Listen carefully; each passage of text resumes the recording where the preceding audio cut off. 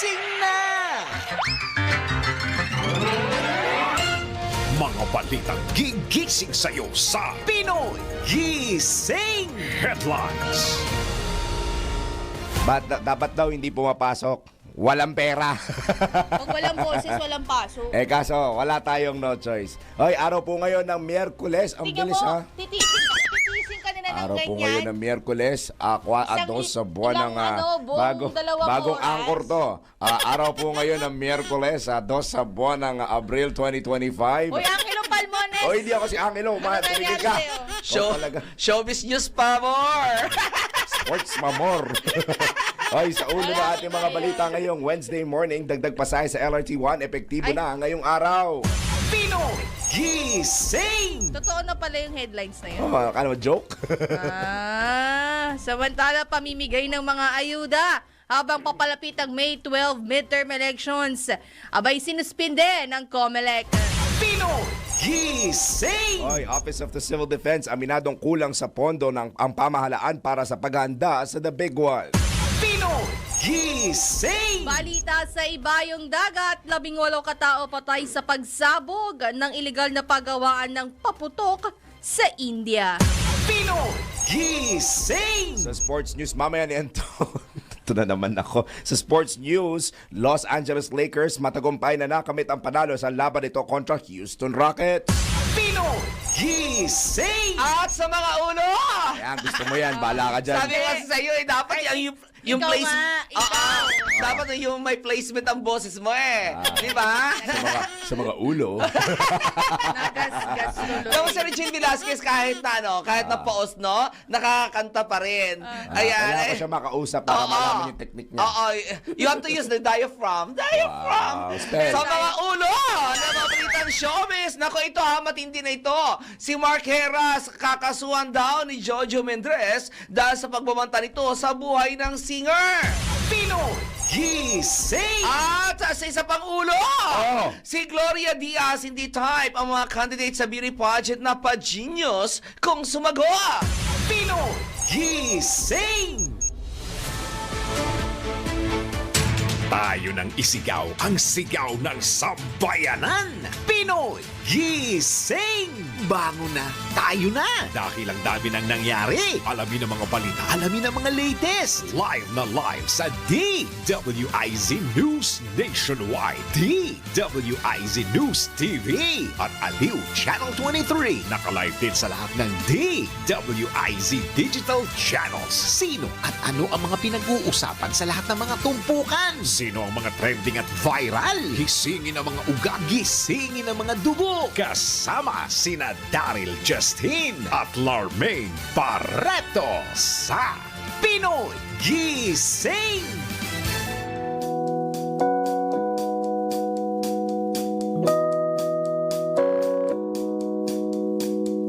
Ito hinihintay ni Anton kahapon pa eh. Kanta ka raw. Ayan na. 1, 2, 3. It's been raining in Manila. Oh, yan pala yun. Raining in Manila. O Kahit yan, mainit. mamaya maka-copyright tayo. Hindi tayo Sabihin ninanakaw natin. Istasyon tayo, tumigil ka. We're allowed. We are allowed. Yes. Hoy, Allowed kulang ng 3 letra yung pangalan ng kasama ko. Kulang ng 3 letra yan. Hila mo. Hilan Wala mo. yan. Ay, good morning. Bumati na ba kayo? Good morning, good morning, good morning muna po sa inyo lahat mga kaibigan. Salamat sa pagbati. Hindi kaya ng boses ko. Kaibigan mo sila? Yes, kaibigan ko sila. Kaya mo sila. Kahit sa inyong nakikinig lang. Ay, Magawa. Napaka-masunurin ni 49-year-old sa atin. Tingnan mo nila yun. Ayan. Sa umaga, iba pangalan mo. Bumbo Larmaine Barreto.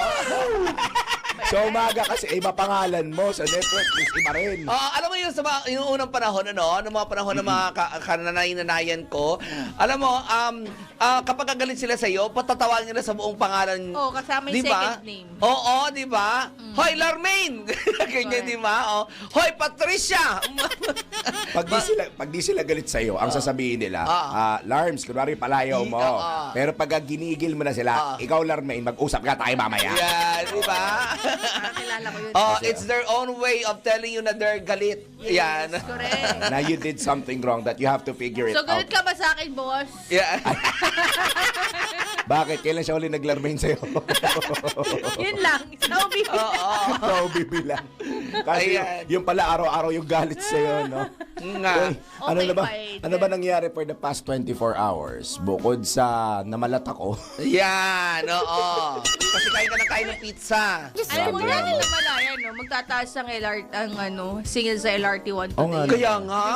Parang nabinashook kayo, no? Oo. Pero, Dinagdagan ng oras, dinagdagan din ng pamasahe. parang ano meron. lang, no? Sus, Parang Mario nag-mind setting lang. Yes. Para ang binigay nilang tagline dito, with great power comes great responsibility. Yung power, yung isang Ano daw? oras.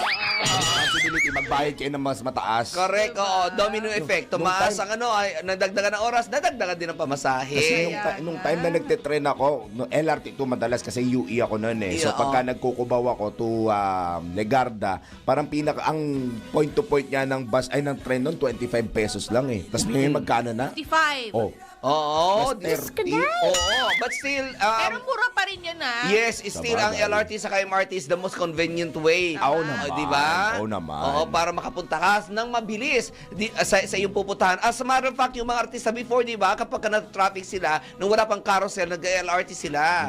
Para makarating si Ann Curtis, si Vice Ganda, nakapag-LRT na sila. MRT rather, nakapag-MRT na sila Oo. before. Para Ay, diretso yung mga- doon sa ilang Quezon Avenue Station. Oh, tama. Yeah. Because that's near ABS-CBN. Yes. Tapos sa GMA naman, it's Kamuning. Kamuning. Oh.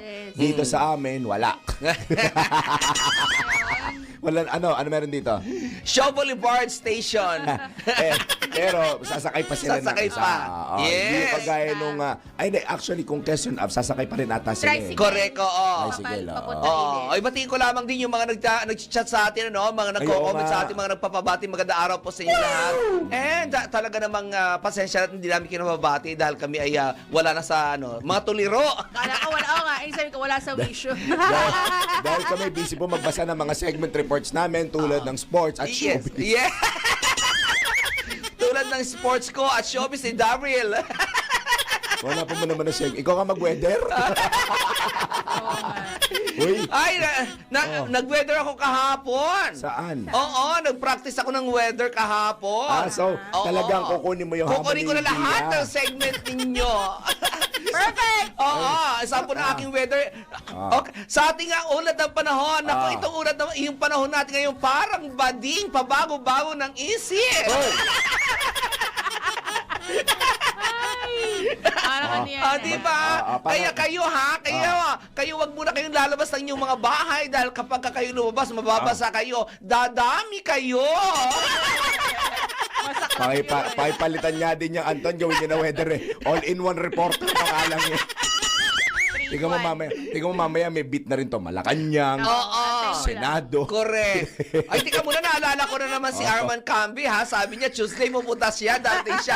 Na April Fools ako ni Arman Camby. Hindi na ikaw paborito ko. Masyado kasi naniniwala eh. Inantay mo. O, inantay ko. Oo. Anong inantay mo siya o yung padala niya? Yung padala... Ay, huwag na tayo magprastikan. Yung padala niya. Salubong. Pero kasi at least sobrang thoughtful niya, Kuya Arman Ay, yes, oo. Nakakatawa. Correct, oo. Kasi ang sarap-sarap nung espasol niya na ilagay sa sa kape. Tapos syempre yung yung pulbos, alam mo, may ginagawang gano'n. pulbos, Sige, di ba? hintay na nila yung punchline May mo. punchline Sige, ka. Wag na, sige na, magbalik na tayo. Dalitan na. Sakto 4:11 na po. Oy, magandang morning po, Pilipinas. Ang saya-saya ng morning ng lalamunan ko. Sumasa inyo na at... Sumasa inyo lagi. Oy, sabi wala. Ha? Huwag mo papasahin Anton, pakiusap. Huwag mo papasahin. Please lang. Sa'yo, galing sa iyan. Ay, ano yan? Oo, ano yan? Tawag dito, yan ay isang hula mula sa isang makapangyarihan. Bakit Ayan. hula? Wala pa si Angelo Bainyo dito. Yung hula, mamaya pang 1:30 yun. Hindi mahula yun eh. Nakataduhan yun. Basag na basag kay Larmaine Barreto.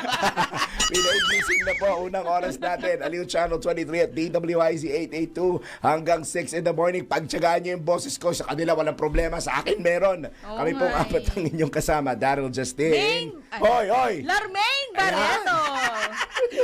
And Miss Etivac. Ayan. Tara na Etivac talaga, no? Mula sa Etivac, Virginal Anton. Pinoy Gising! 12 minutos na makalipas ang alas 4 ng morning. Dako tayo sa gumigising na detalye ng mga balita. Pinoy Gising! Dapat pala yung unang item si Anton pinagbasa ko. Kung nakikita ng mga nanonood sa TV, ayan po yung report oh.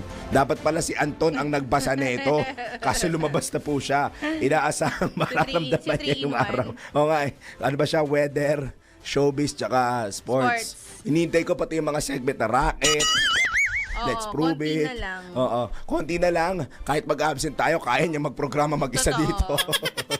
Inaasahan po sa lagay ng panahon, inaasahan mararamdaman niya yung araw ang danger level na heat index sa 3 lugar sa Luzon. Ayon sa pag-asa, posibleng umabot sa 43 degrees Celsius ang temperatura sa paboritong lugar ni Dennis Santidor Jr., ang Dagupan City, Pangasinan. Mainit na panahon din ang inaasahang mararanasan sa Iba, Zambales at Virac, Catanduanes dahil maaaring pumalo po sa 42 degrees Celsius ang temperatura dito. Samantala, abiso po sa mga commuter. Ito na nga. Nako, o yan. Epektibo ngayong araw ang taas pasahe sa Light Rail Transit 1 o LRT1.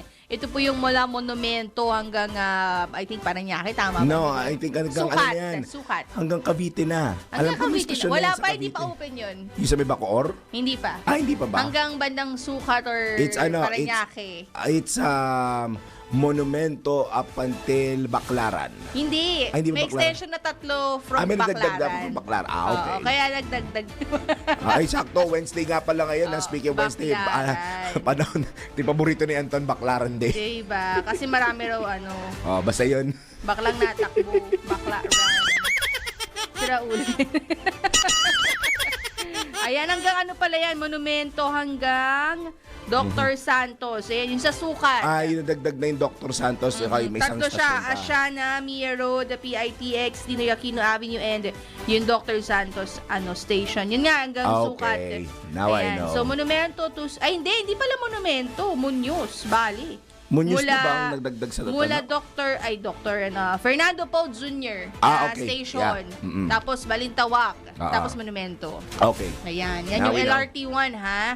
Sa dahil dyan 20 pesos na po ang minimum fare sa LRT1 mula sa dating 15 pesos. At 55 pesos naman ang end-to-end fare para sa single journey ticket. Mula yan sa dating 45 pesos. Sa mga gumagamit ng stored value card, tataas sa 52 pesos ang maximum fare mula sa naunang 43 pesos at 16 pesos naman mula sa dating 15 pesos na minimum fare. Kasabay nito sinabi ni LRMC President at Chief Executive Officer Enrico Benipayo na in-upgrade na nila ang LRT1 sa pamamagitan ng pagpapalit ng riles, pagpapabuti ng mga estasyon, pagdaragdag ng mga tren at paglalagay ng mga CCTV camera, escalator at elevator sa ilang istasyon. Binigyan din naman ng Department of Transportation na mahalagang ang fare adjustment sa LRT1 upang matiyak ang tuloy-tuloy na operasyon nito, maayos ang maintenance ng mga tren at maipagpatuloy ang konstruksyon ng LRT Line 1 Extension Project. Pinoy Gising! Huwag ka magugulat, Pam. 15 minutos na makalipas ang alas 4 ng morning. Bakit nagugulat? Hindi, syempre yung boses. Ikaw, pinangalanan mo pa yung anchor sa kabilang stasyon. Pambira ka. Oo. Pero alam ko nakamonitor sila sa atin. Hindi pala. Hindi si Kuya Angel, ikaw talaga. Oo. Ano yan? Yung Sino? ginagaya ni Onin. Sino ginagaya ni Onin? Ayoko sabihin. Sige na, magbasa. Ikaw comment ka kasi. Bigla kasi buwabanat ang Angelo Palmones, pambira ka. Ay, sa iba pang Hi, balita. boss. Ayan, Hi, morning po sa Ninong. Angel. Ayan. Wow, Ninong ba? Oo. Oh, that's Hindi nga ako why. Nung Oh. time mo ng utang Pakilipat niya isang monitor natin dito. Nung marami ka ng utang.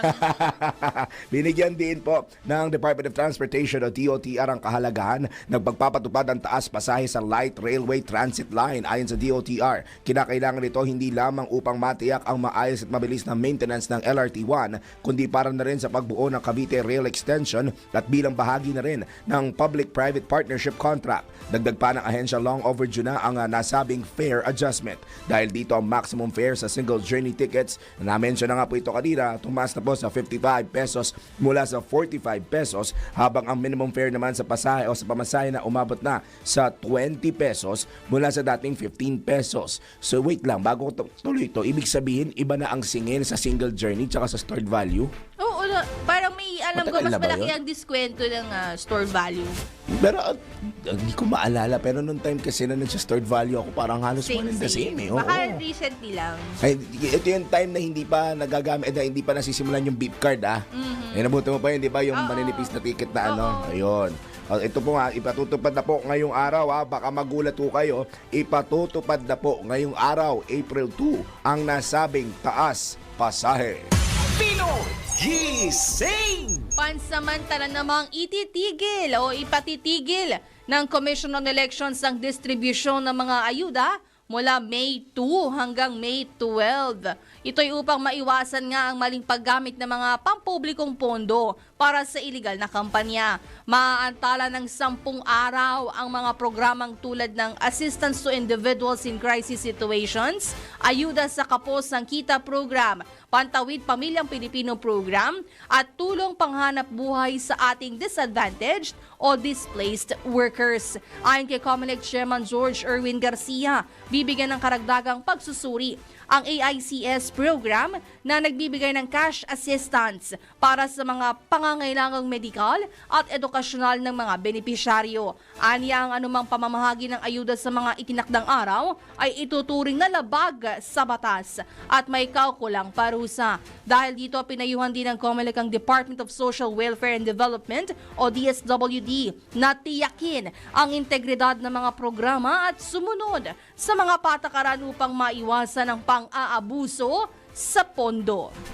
Pinoy Gising! Patuloy po ang pakikipag-ugnayan ng Commission on Elections o COMELEC sa mga financial institution para mapigilan po ang digital vote buying. Sa bagong Pilipinas ngayon, sinabi ni COMELEC Commissioner Ernesto Ferdinand Maceda na matagal naman na nilang katuwang ang ilan sa mga paunahing online banking application sa bansa, kaya naglabas na mga ito ng advisory tungkol sa transaction limit. Ayon kay Commissioner Maceda, maaaring ilabas ang transaction cap ilang araw bago ang halalan dahil sa tinatawag na gapangan ng mga kandidato. Dagdag pa ng COMELEC official na maaaring ituring na kahina-hinala ang digital cash transaction kung saan o kung nagpadala ang isang mobile number sa iba't ibang numero ng magkakaparehong halaga ng pera. Nagpasalamat naman ang poll body sa Bangko Sentral ng Pilipinas o BSP sa inilabas nitong memo sa mga bangko para hindi magamit ang kanilang institusyon sa pandaraya. Pinoy Gising! Umabot naman sa 34 o 34 ang bilang ng mga insidente ng vote buying at vote selling na iniimbestigahan ng Commission on Elections. Kaaga naman. Ayon kay COMELEC Commissioner Ernesto Ferdinand Maceda, mula sa naturang bilang 23 dyan ay may kaugnayan sa vote buying. 11 mula sa sinasabing abuse of state resources o yung paggamit ng pondo ng bayan para sa pangangampanya. Ayon kay Commissioner Maceda, bago pa man mag-umpisa ang campaign period, ay nakatatanggap na sila ng mga sumbong gaya ng raffle ng sasakyan. Nako! Saan yan? Wala sinabi. Gayon man, sinabi ng poll body official na mas mababa ito kumpara sa naitala noong 2022 national at local elections na 1,226 na kaso ng vote buying at vote selling. Habang noong 2023 barangay at sangguniang kabataan elections naman ay pumalo sa 375 ang naiulat na kahalintulad na mga insidente.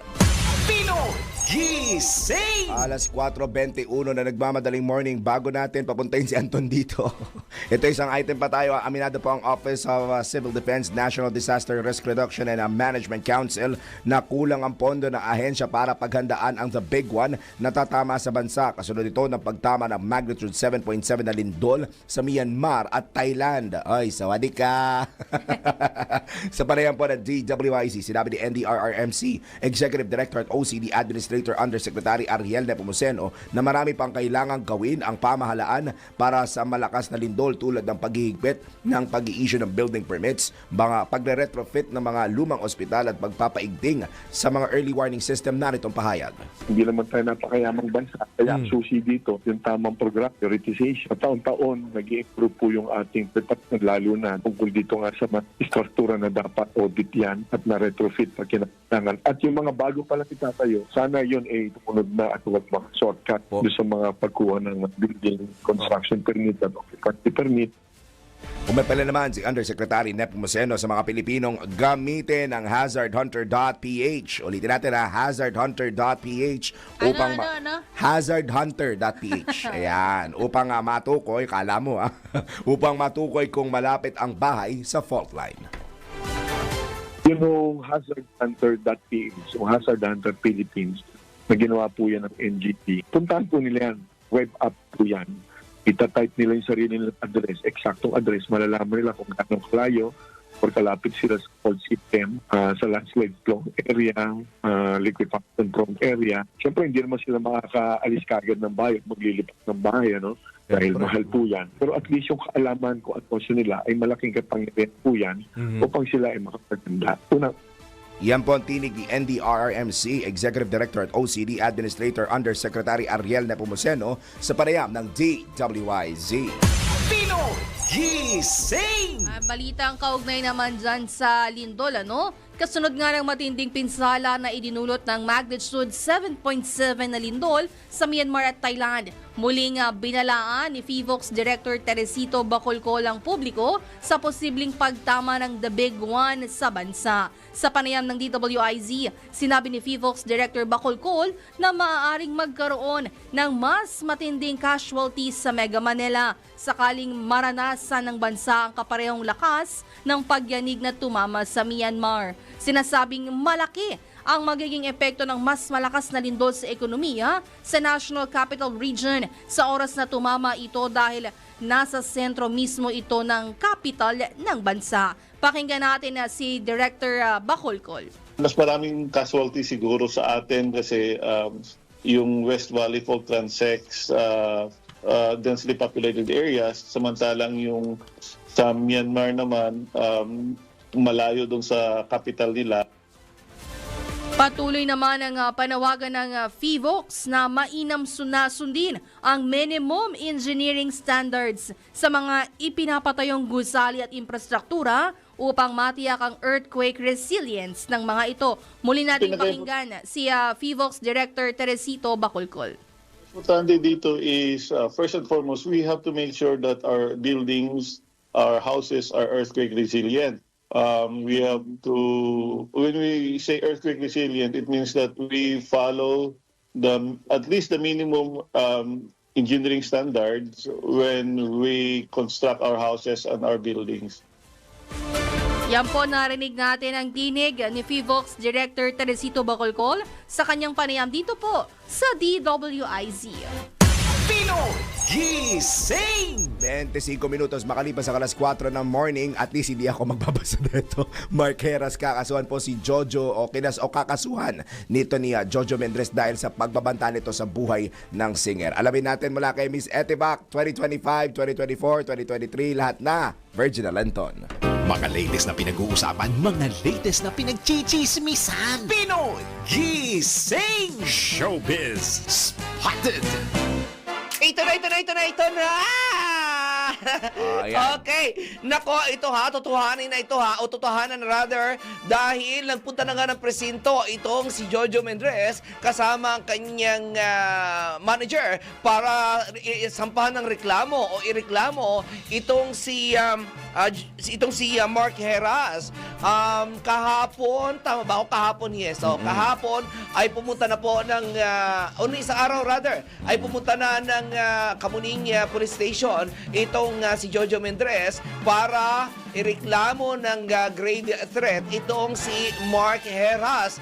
Di umano ay nangyari, ayon din sa manager ni Jojo, nangyari ang insidente ng pagbabanta ni Mark noong taping ng PMPC Star Awards for Television dahil nagkaroon ng hindi magandang sagutan ng dalawa hanggang dumating sa punto na nagbanta di umano itong si Mark na susunugin ang bahay ni Jojo. Why? Oo. Parang ilang beses lang pinag-usapan natin ang sweet-sweet nila. Ang sweet-sweet nila. Yeah, super friends. Correct, oo. Ito ay Ayan, dahil sa di umano ay parang tapos na raw. At sa isang press con nga na pinatawag nitong si Jojo, sinabi nito na tapos na ang chapter ni ng tambalang Jojo at Mark.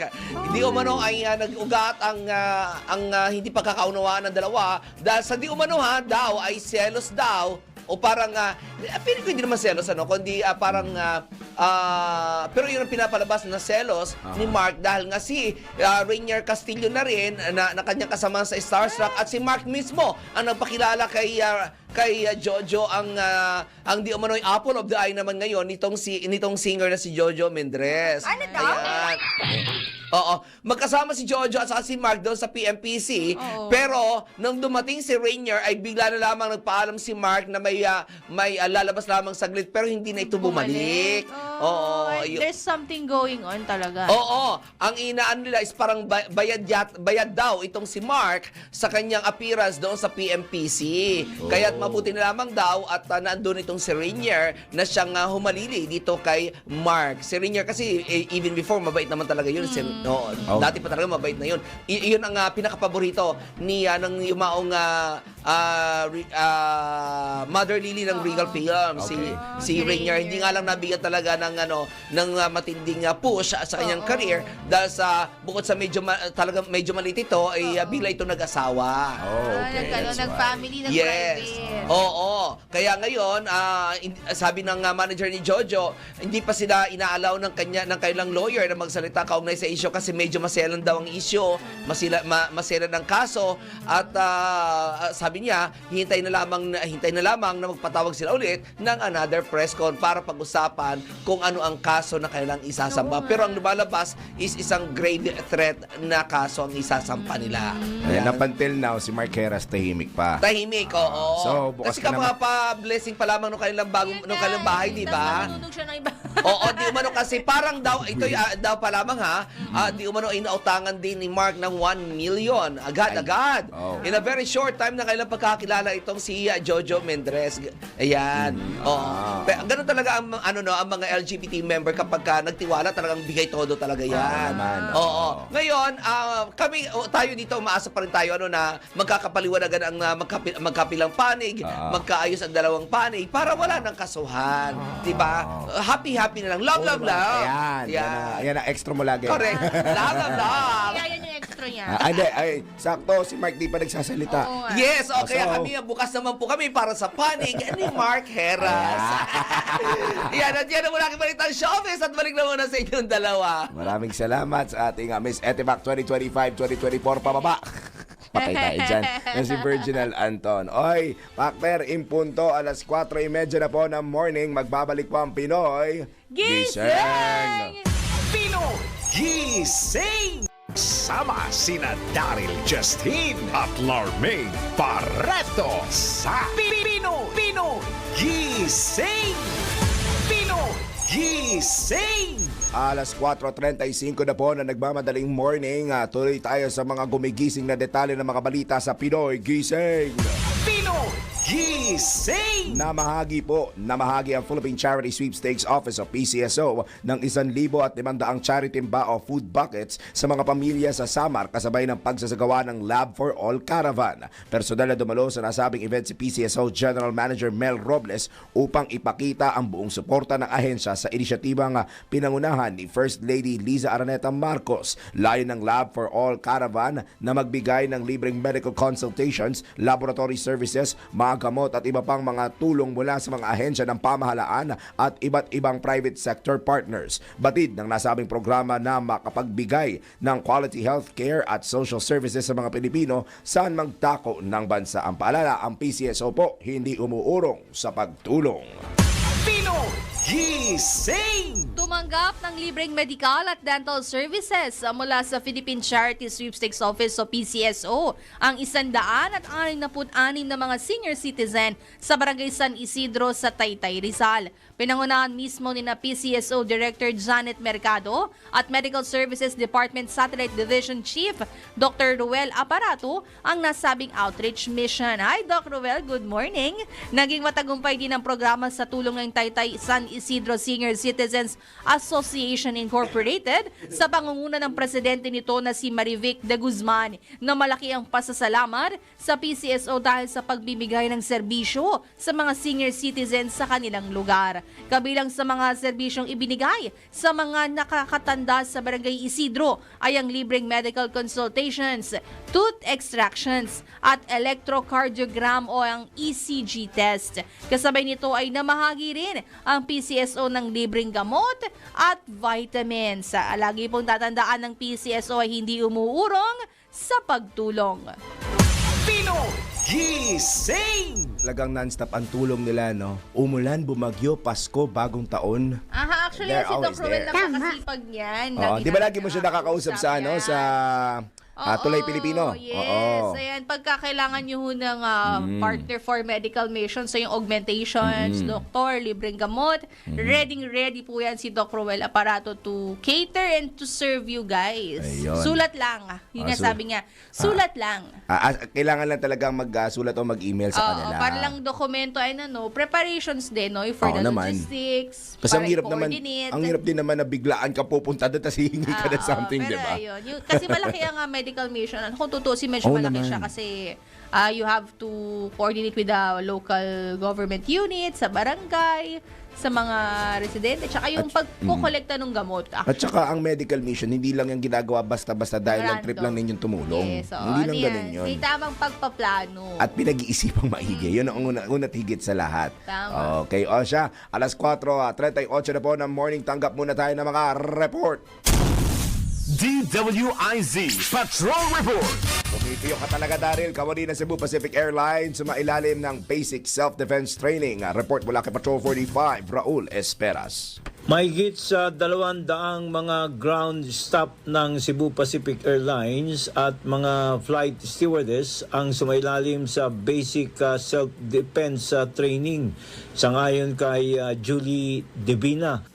Ang coach ng basic self-defense training, ito ay taunang ginagawa ng Cebu Pacific upang matulungan at matuluan ng self-defense ang kanilang mga kawani at maproteksyonan ang mga ito hindi lamang sa mga pasahero maging sa kanilang araw-araw na pagbiyahe buhat sa bahay patungo ng trabaho. Hindi itong unang pagkakataon anya na nagsagawa sila ng basic self-defense training at ito ang ika-200 o mahigit sa 200 batch na sumailalim sa basic self-defense training. Gayunpaman, sangayon kay Coach Divina, ang kanilang serbisyo ay magpapatuloy bilang bahagi ng kanilang advokasya na turuan ng self-defense hindi lamang ang mga kawani sa paliparan maging ang iba pang mga kabataan sa ating bansa. Raul Esperas, Patrol 45, nagbabalita ng tama, naglilingkod ng tama sa Impila Metodo Lakas, DWIC. Kapag may bagong balita, naka-on air, agad-agad, DWIC Patrol Report! Tuloy tayo sa ating balidaan. Nabay alamin natin mga presyo ng bilihin Ayan sa na. ating kapalengkehan. Ay, mainit ang ngayon. Ang presyo ng bawang Oo nga. tumataas. Parang spaghetti. Oy. Dapat bumabare. Hoy, masarap yan. Masarap. Ayan, alamin natin ang price monitoring dyan sa palengke po ng Maypaho Market dyan sa may Caloocan mula sa ating Yusek at Palengke Queen, Mama Beth Samson. Yusek! Metro Patrol reports.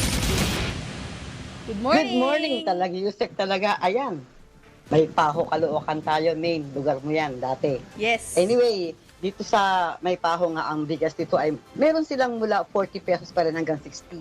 Pero matutuwa ka dahil tumatalima na rin sila. Meron silang 49 pesos na imported rice ayon sa ating MSRP na dating 52 pesos kada kilo. So 5% lang yung nawala sa dating presyo ng bigas. Pero malaking bagay yung 3 pesos.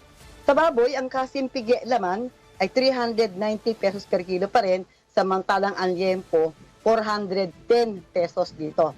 Ang manok, ang buo 200 pesos. Ang leg, breast at wings ay 210 hanggang 220 pesos kada kilo. Ang paa, 170 kada kilo, samantalang ang baka, 480 pesos ang isang kilo. Sa presyo naman ng isda, ang bangos 220 to 240, walang pagbabago, dagupan yan. Ang tilapia, 150. Ang hipon, mula sa 280 hanggang 450 per kilo, depende sa laki. Ang talakitok, 280. Ulo ng maya-maya pang sinigang sa biso, 200 pesos.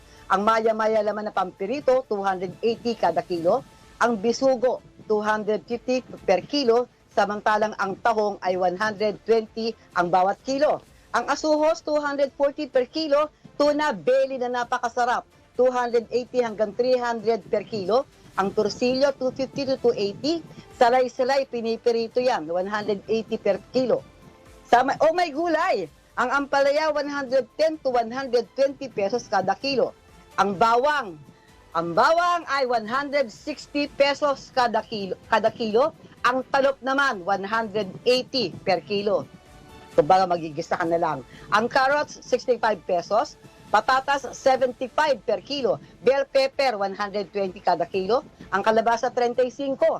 Ang kamatis, mula 40 hanggang 45 pesos per kilo.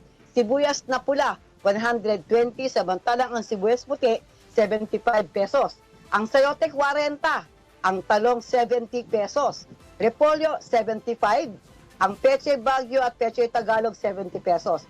May bawat pakete rin ng chopsay mix na andun ang lahat ng sahog, mga gulay. 60 pesos yan kada pack o kada mix. Ang pakbet naman, 60 pesos din yung kada pack. Ayan! Ako pa rin ang inyong palengke queen ng DWIZ, Metro Patrol Beth Samson, nagbabalita ng tama, naglilingkod ng tama, sa Pinoy Gising! Pinoy Gising! Hindi naman galit si Yusek Bet, no? Good morning, Yusek! Thank you so much po! Hindi naman galit si Yusek, no? Relax lang siya. O yung mga MSRP na susunod daw. Wow, Sabi that's ni good. That's Yusek, good. Beth, Oo. ha? Pero sana mas ma-cure na, imbes na magkaroon ng MSRP, ma-cure na lang sana yung mismong farm to farm gate price. Farm gate price nila para hindi nahihirapan na ating mga kababayan. Samantala, ronda naman tayo sa probinsya. Ronda Probinsya. NPC judge sa Laguna nakatanggap ng death threat mula umano sa mga NPA. Mula Calabarzon, nariyan si Kuyang Arman Cambe. Isang municipal trial judge sa Laguna ang humingi ng police assistance at security matapos yung makatanggap ng death threat mula sa isang miyembro ng New People's Army. Lumutang mismo sa Pila Police Station si Judge Artemis Badando, 39 anyos, at na nagmamayari ng isang resort sa Barangay San Miguel, Pila, Laguna. At sinabi ni Judge Badando na maging ang kanyang mga tauhan sa nasabing resort ay nakatanggap ng pananakot mula sa nasabing New People's Army member. Ayon kay Judge Badando, tawag sa telepono at mga text messages ang natatanggap ng kanyang tanggapan tungkol naman sa paghingi ng pera papalit ng kanyang buhay. Iniimbestigan pa ng pulisya ang naturang incident. Arman kami mula Calabarzon, nag-uulat pa sa Sina Metodo. DWIZ nagbabalita ng tama, naglilingkod ng tama. Pinoy Gising! Isa pang ronda sa probinsya. Kasong murder isasampa sa SAF trooper na nakabaril ng kapwa SAF trooper. Alamin natin ang detalye mula kay Kuyang Melvin Machado. Kasong murder ang isasampa sa suspect na miyembro ng Special Action Force na may ranggong patrolman at residente ng Barangay 5, Kapol, Northern Samar. Matapos itong mabaril gamit ang service firearm na galil ang kapwa SAF trooper na may ranggo din ng patrolman at residente ng Barangay Samuroy, Palapag, Northern Samar. Nangyari ang insidente sa loob ng compound ng Special Action Force sa Zone 2, Barangay Tara, Sipokot, Camarines Sur kahapon. Nag-ugat ang insidente nang sawayin ng suspect ang biktima na huwag maglabas sa loob ng comfort room dahil meron pang ibang gagamit. Nagalit ang biktima at sinuntok ang suspect. Kinakang ang kanyang service firearm sa pinutukan ng biktima na tinamaan sa ulo. Sa Bicol Regional Hospital and Geriatric Medical Center na lagutan ng hininga ang biktima. Ang mga opisyal ng SAF sa naturang kampo ang napaabot ng masaklap na balita sa pamilya ng biktima sa Samar. Nasa custody ngayon ng Sipokot Municipal Police Station ang suspect na miyembro ng Special Action Force na naghihintay ng isasampang kaso sa kanya. Ito ang Ronda Patrol, Melvin Machado para sa Impilang May Todong Lakas, TWIZ. Nagbabalita ng tama, naglilingkod ng tama. Pinoy Gising! Salamat Kuyang Melvin. 13 minutos na lamang po bago mag 5 in the morning. Magbabalik ang Pinoy Gising! Pinoy Gising! Hindi lang masaya, fiesta! Hatid ng Aliw Broadcasting Corporation ang Fiestas Pilipinas! Tuwing Semana Santa, nagsisimula ang taunang Moriones Festival na dinadagsa ng libu-libong lokal at turistang nais masaksihan ang makulay na pagsasadula ng kwento ni Longhino, ang Romanong senturyon. Suot ng mga kalahok ang kanilang makukulay na maskara at kasuotan ng Moryon habang nagmamarcha sa lansangan bilang pagpapakita ng pananampalataya at tradisyon. Ang isang linggong pagdiriwang na kinabibilangan ng mga banal na ritual at masayang pagtatanghal ay patuloy na isa sa pinakamalaking kaganapang pangkultura sa Pilipinas. Tatampukan ito ng mga pagdiriwang sa Linggo ng Pagkabuhay bilang paggunita sa muling pagkabuhay ni Hesukristo. Paalala naman ng mga otoridad sa publiko na manatiling maingat at sumunod sa mga panuntunan sa kaligtasan habang dumarami ang mga dadalo sa makasaysayang pista. Dahil ang balita hindi tumitigil. Dahil ang balita tuloy-tuloy na nangyayari. Dapat alam mo ang latest kahit ang mga taong nasa likod ng balita. Kaya makibalita kay Senyor Balita! Araw-araw, Lunes hanggang Biyernes, kasama si Ray Pacheco. Live na mapapakinggan sa DWIZ.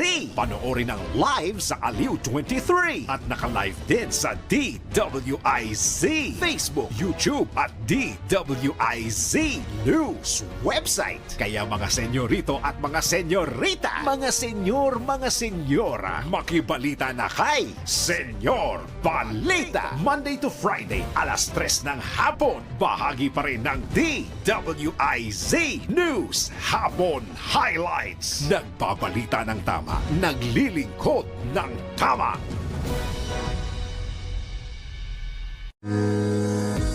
Bago maniwala sa mga claim-claim na yan, patunayan na yan sa Let's Prove It!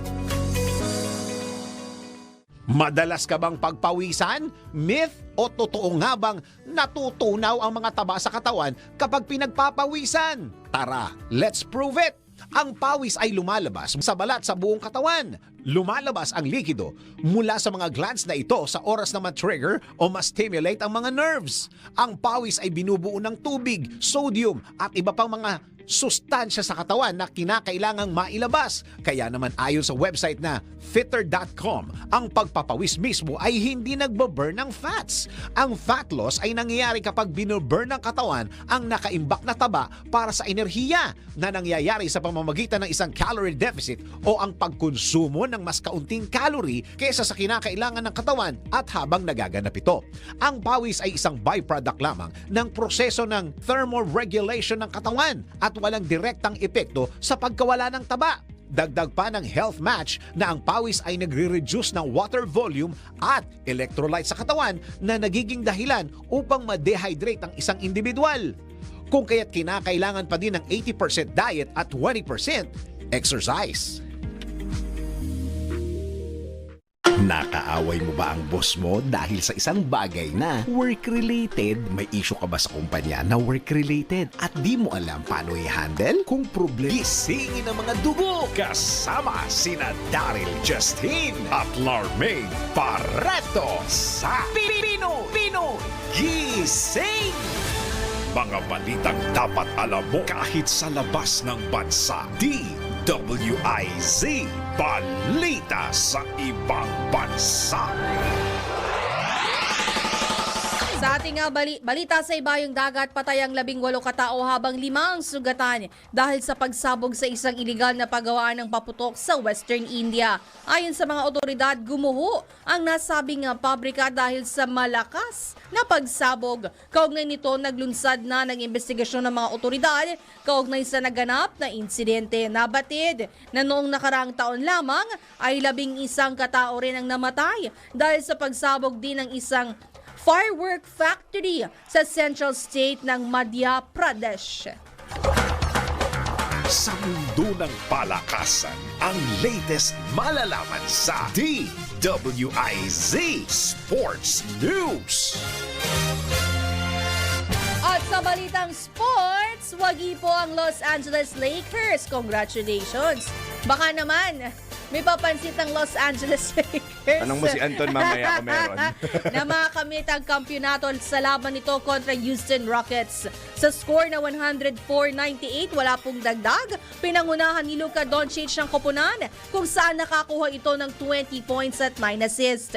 Sinundan naman ito ni Gabe Vincent na may 20 points habang si Lakers star player LeBron James naman ay nagtapos sa 16 points at 8 rebounds.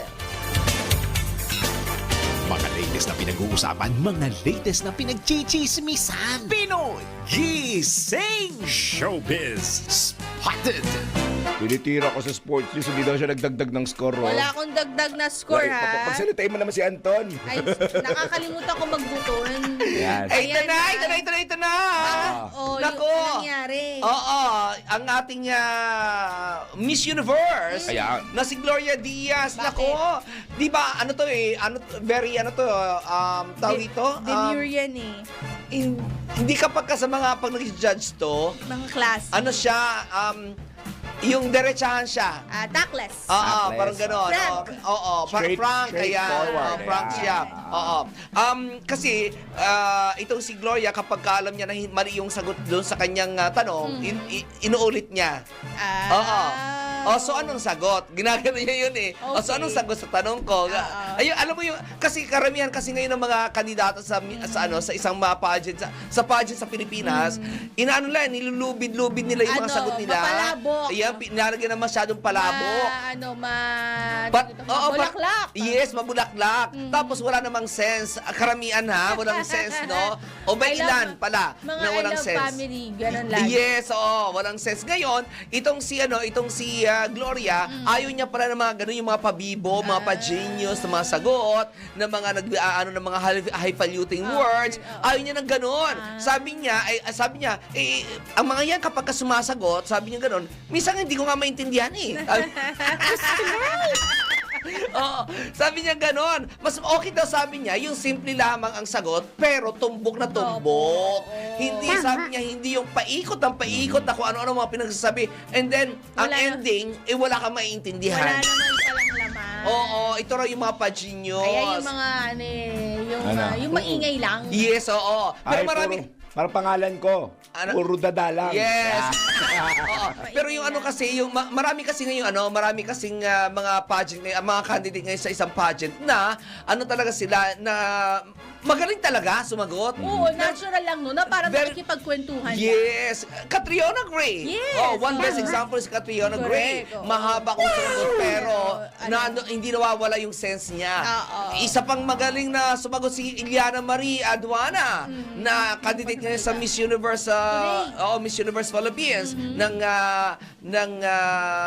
ano ba nga ba? Sinaluan Laguna. Okay. Oo.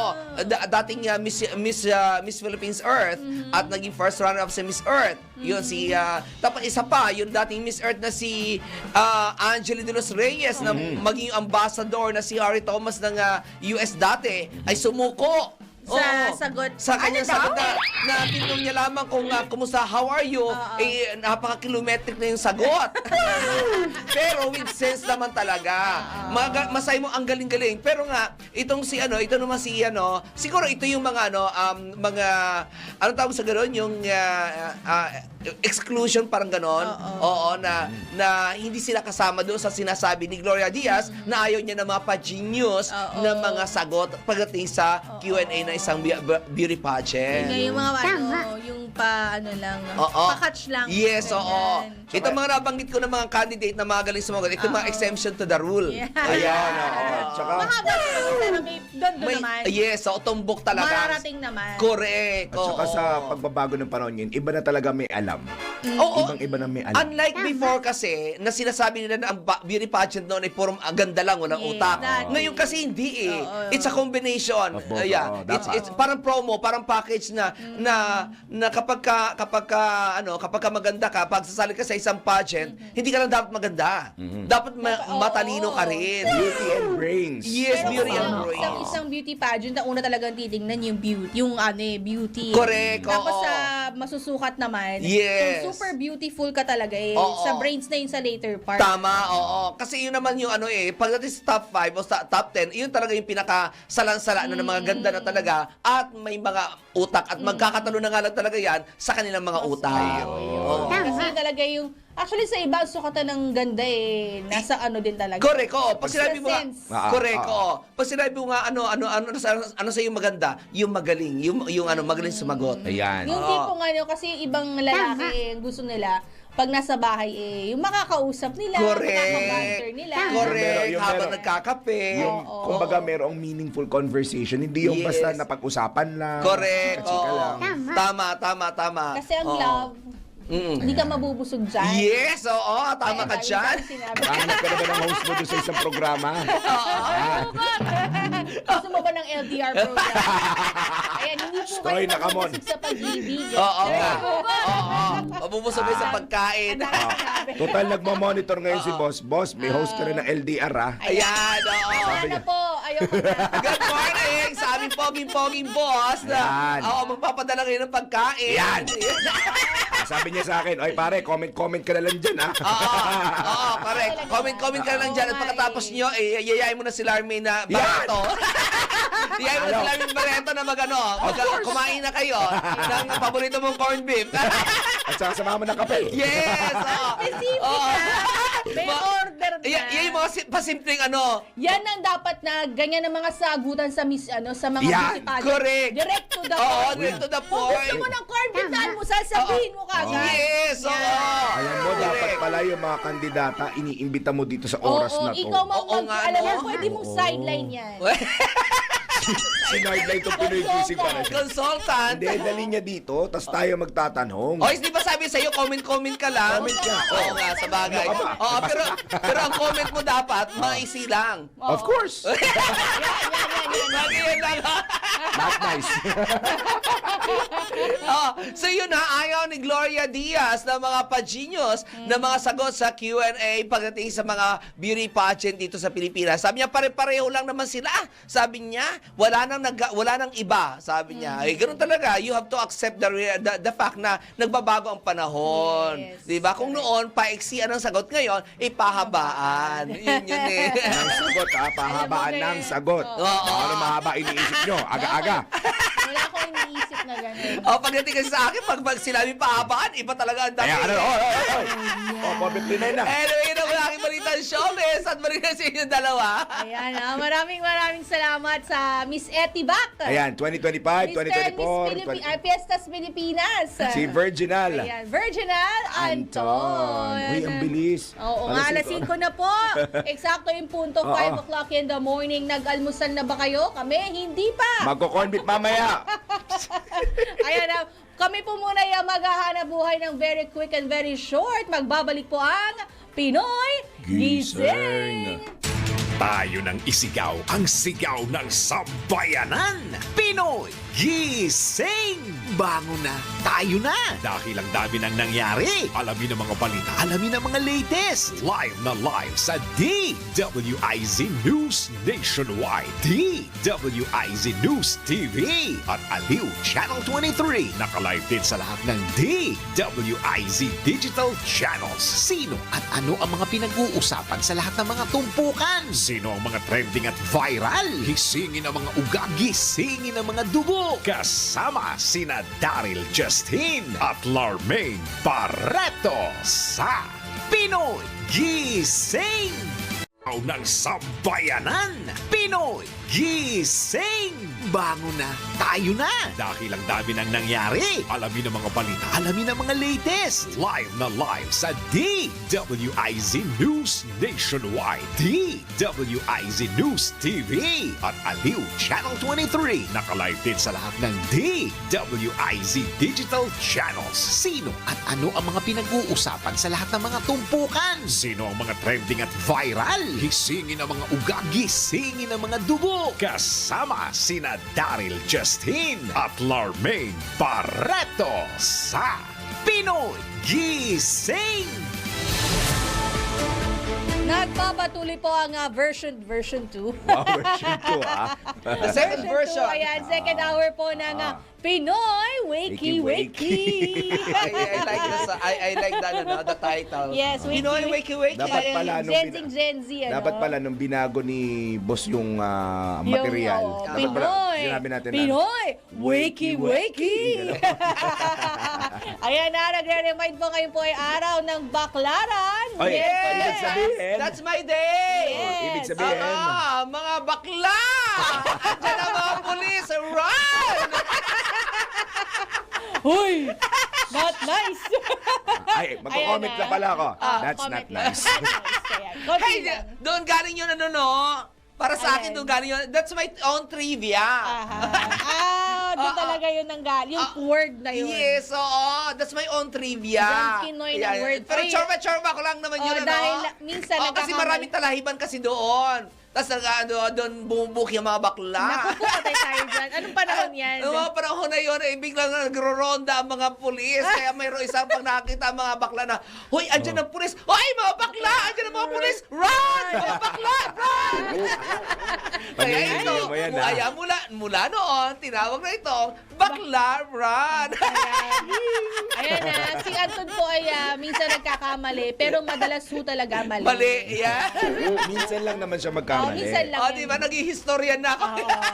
Marami na siyang role talaga Oh, dito. Ay, si A, alam niyo na, pag kailangan niyo ng interview sa historian, wag na kayo. Ayan. Huwag po kayo mag-atubing tawagan si Anton para yung April Fools. Yes. Ano ang history sa April Ay. Bago tayo mag-headlines, anong history? Sinimulan mo yun. Parang, Ginusto mo yan eh. Sigurado kayo, ha? May naiisip na ako. Kaya lang, parang, Ayusin mo! baka matanggal ako dito. remember, Aliw Channel 23. Ayusin mo. Baka matanggal ako. Ayaw, It's ayaw, na- Isa pa pala, remember, nakamonitor si boss. Hindi niya ma-filter. Oo nga. O ayan, nabalik tayo araw po ngayon ng Ayan. baklaran dahil Miyerkules po ngayon, April 2, 2025. Sabi nga nila, ang tagal ng March finally natapos din. Yes. Oo, kasi 31. Kasi ang Ang iksi ng haba. February. Oo, no? Kaya nahabaan tayo sa March. Parang 6 weeks yung March Oo, na diba? nagdaan. Parang Grabe. natapos na nga yung Holy Week nung March din. Oo, no? Parang, parang, March pa din. Oo. Di ba? Kailan At least ngayon ay April na ha. Belated happy birthday kay Oning. Wala ka pang paramdam ha. Magaling ka talaga. Wala ka na nga kahapon, wala ka pang paramdam. Very good. Good job. That's not nice. Not nice. Ayan, so samantala, diretso na po tayo sa ating pangalawang ulo ng mga balita. Pinoy Gising! Mga balitang gigising sa'yo sa Pinoy Gising Headlines. Abot kayang presyo ng karneng baboy malapit nang mabili sa Metro Manila. Pinoy gising! Kasunod na mapaminsalang lindol sa Myanmar, pagpasa ng panukalang Philippine Building Act, ipinanawagan. Pinoy gising! Philippine National Police o PNP hihigpitan pa ang mga COMELEC checkpoint. Pinoy gising! Sa ibayong dagat, 33 katao sugatan matapos lamunin ng malawakang sunog ang isang gas pipeline sa Malaysia. Pinoy gising! Sa balitang pampalakasan, Oklahoma City Thunder nilampaso ang Chicago Bulls sa 79th regular season ng NBA. Pinoy gising! At sa mga ulo Ayan na. ng balitang showbiz, nako si Jody Santa Maria nanawagan sa gobyerno na palakasin pa ang paglaban sa mga fake news. Pinoy gising! And another Gloria Diaz, wala nang balak magpakasal sa kanyang karelasyon ngayon. Gisingin ang mga ugat, gisingin ang mga dugo. Kasama sina Daryl Justin at Larmaine Barreto sa Pinoy gising! 10 minutos na po makalipas ang alas 5 ng morning. Dako na ulit tayo sa gumigising na detalye ng mga balita. Pinoy gising! Narinig niyo po ang hyper na boses ngayon ni Daryl Justin at eto na. The bedroom voice of Justin. Diba? Of Daryl andito Justin. na. Nanlalamig na boss. At andito na ang mga detalye ng balit. Parang horror eh. Kundi na lang gabi ng lagim na. Uy! At eto na nga po, na serious note ang mga detalye ng mga balita. Maaari na nga mabili sa mga susunod na araw ang mas abot kayang presyo ng karning baboy sa Metro Manila. Ito'y kasunod ng pakikipag-ugnayan ng Food Terminals Incorporated sa ilalim ng Department of Agriculture sa Sharion Pork Pan Foods sa PLC mula po sa Thailand. Nilagdaan ni na FTI President Joseph Lo at CP Foods Chief Operating Officer Natakorn Sujipitam ang kasunduan na layong patatagin ang presyo, gayon din ang supply ng karne ng baboy sa Metro Manila. Nakasaad din sa nasabing kasunduan na magsusupply ng 100 buhay na baboy kada araw ang CP Foods sa mas mababang presyo na direktang ibabagsak sa isang slaughterhouse sa Caloocan. Parang alam ko kung saan ito. Ayon kay FTI President Joseph Lo, kung magiging matagumpay ang programa ay palalawigin pa ito sa iba pang hog raisers upang manatiling abot kaya ang baboy sa merkado.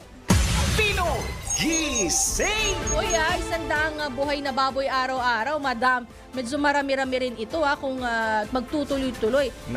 Sana yung presyo ay masustain, ano? Exactly. At hindi rin malugi yung mga local hog raisers natin sa planong itong parang import na nga datingan, ano? Kasi Galing ng Thailand, no? Kasi sila yung pinaka nahihirapan mismo dito eh. Kasi nga yung farm gate price. Yeah, the price itself is corrected by not giving. Hindi, nagano pa rin pala, no? Mayroon pa rin nga mga slaughterhouse sa NCR. Ay, hindi ko alam. Oo nga, nagulat ako. Tara kasing sa sobrang urbanized ng NCR, akala mo wala na. Wala na, oo. Actually, nung nandun pa ako, ito yung nandun sa may bandang Dagatan C3. Ayun. May malaking slaughterhouse dyan. Talaga? At up until now, bukas pa rin ba yun? Yun nga mukhang Feeling ko yan operating yun. pa. Oo, Feeling ko yung isa yun sa mga binabanggit yan. Malaking slaughterhouse dyan sa may bandang Dagatan. Pero alam mo, palibot ito ng residential area kung inyong dadaanan. Medyo maamoy, merong bakas ng slaughterhouse. Pero mukhang sanay na siguro yung mga tao doon. Yeah, if it's there for decades and decades, ano ba bang diba? Bata pa si Anton, nandun na. Sure ka bang bata pa siya o baka wala pa siya sa mundo? Bata pa si Anton. Hindi mo naman sigurado kung ilang taon na si Anton. Sa bagay. Hulaan nyo yan, bibigay kami ng price. Hulaan nila. No? Ayan, i-comment nyo po kung ilang taon na si Anton ngayon. Hindi, sige, magbibigay ako ng magkano siya? 100 pesos GCash. Dadagdag ako ng another 100. Ayan, 200. Pag No natumbok nyo po ang edad ni Anton. No joke yun, magbibigay kami. Ayan, may papremyo kami ngayon. Pag natumbok nyo ang question of the day namin, Ayan. anong ilang taon na po sa tingin ninyo si Anton? Ayan ang alamin ha. I-send nyo po. Ako ang mahahanap. Patitignan ko ha. doon Katutan, sa comments. comment lang ako eh. So titignan ko tama mali. Yes. Sagot na kayo ngayon na maraming nagko-comment. So kung ano yung edad ni Anton, kung sino yung makakuha ng tama. Yung ano na lang siguro, yung pinaka Range. pag walang naka impunto, Closest. pinakamalapit. Pinakamalapit, tama. Yung mga Ayan. nakikinig, meron tayo halos mga 20-30 viewers sa Facebook Aha, Live. ayan Punta na na. kayo sa Ulan. Facebook Live ngayon na mag-comment kayo doon. Doon ako titingin sa Kawawa Facebook ka Live, ha? Edad po ni Anton, ha? Ayan. Okay. Ayan, sa pagpapatuloy po ng ating balitaan, welcome para kay Senate Committee on Ways and Means, Chairman Sherwin Gatchalian, ang ipinatupad na maximum suggested retail price ng Department of Agriculture sa bigas. Naniniwala si Senador Gatchalian na ang 45 peso per kilo na MSRP ay magsisilbing daan upang magkaroon ng malaking ipon ng maraming Pilipino. Dagdag pa ng mambabatas, magiging malaki ang ginhawang hatid ng nasabing price cap sa mga consumer, lalo na po't nahihirapan dahil sa mataas na presyo ng mga bilihin. Kaugnay nito, hinimok ni Senador Gatchalian ng DA na magpatupad ng mahigpit na monitoring protocol upang matiyak na naipatutupad ang MSRP sa lahat ng mga retail outlet. Umaasa naman ang mambabatas na magpapatuloy ang mas agresibong hakbang ng pamahalaan para mapababa din ang presyo ng iba pang mga pangunahing bilihin sa bansa. Pinoy Gising! Kunin niyo pong monitoring hepe po ng monitoring Yan. palengke nyo, price monitoring palengke nyo po si Yusek. Si Mama Bet. Mama Bet Samson. Ayan, sigurado hong monitored po ang lahat ng palengke. Walang lusot. Lalong-lalo sa NCR, ha? Walang lusot yan. Oo, yan. Hindi ho magkaano dyan. Kumbaga, tutok. Parang mata ng lawin. Oo. Tandaan nyo, kaya nyong umikot sa hanggang apat na palengke. Na isang gabi lang. Oo, tingnan natin sa buwan ng Mayo kung kaya niya maglima. Total, 4 is 8. Na-challenge pa nga. Kawawa naman. At sa tuloy-tuloy pong balitaan na pinag-aaralan na ng Department of Agriculture na magpataw ng MSRP sa bawang at itlog upang maiwasang pagkakitaan ng mga ito. Kaugnay nga nininaw ni Agriculture Secretary Francisco Chu Laurel Jr. na nakabinbin pa ang nasabing usapin dahil mas pinagtutuunan muna ng pansin ng ahensya ang pagkontrol sa presyo ng bigas at produktong baboy. Maliban dito, pinaplano na rin ng ahensya ang pagpapatupad ng MSRP sa karne ng manok upang manatili ito sa makatwirang presyo. Kasunod ito ng ulat na pumalo na sa 240 pesos kada kilo ang presyo ng karne ng manok. Gayunman, ayon sa kalihim, sa oras na tumaas muli ang presyo ng mga nasabing produkto ay ipapatupad na nila ang MSRP dito. Nabatid na noong Lunes ay bumaba ang MSRP ng imported rice sa 45 pesos kada kilo. Pinoy Gising! Kuya, itong parang ang nakakatawang dahilan pag nagtanong ka sa mga consumer kung bakit tumataas ang presyo ng manok at Ang sagot, itlog ay dahil mag-Holy Week na. Sandali, manok ha, tas Holy Week na. Oo, kasi nga, di ba, nag-iiwas ng baboy. Ay, Susunod dyan yung isda, yung mga seafood. Ayan, of Parang ito, course. di ba pagka nag-aayuno, yung fasting, every Friday, pwede ang white meat, di ba? Pwede ang chicken meat. May iba kasi mga pare nagsasabi na pwede daw ang white meat. Yung iba naman hindi. Pero the general rule kasi is All yung meat. karne mismo. Oo. Pero wala ring seafood. Hindi, seafood is allowed. Is allowed. Fish and seafood is allowed. Kasi Pero- every Friday ito, no? every Nang Friday. magsimula ang Ash Wednesday. Yes, yung sinasabing Lenten season. Ayun. So ang every ano na Friday, no meat. yun? tsagayin nyo na hanggang Good Friday lang yan. So kaya yun nga daw ang isa sa mga rason Yeah. kung bakit tumataas ang presyo ng manok, seafood, itlog, yung mga gulay. Talaga ba? Oo, pag nagtanong ka sa labas, sabi ko, ba't ba tumataas yan? Mag-Holy Week na kasi. Ang labo Ano yung hoarding? O yung Holy Week po ay ano lang ha. Pero yung buong Holy Week from Monday to Saturday, That's a fasting period din o hindi naman? That depends. Ako kasi, dahil sa ligid sa kaalaman ng iba, nagsiserve kasi ako sa simbahan. So, naging practice ko na kasi simula Palm Sunday, hanggang... Palaspas, linggo na palaspas. Hanggang tanghali po ng Holy Saturday.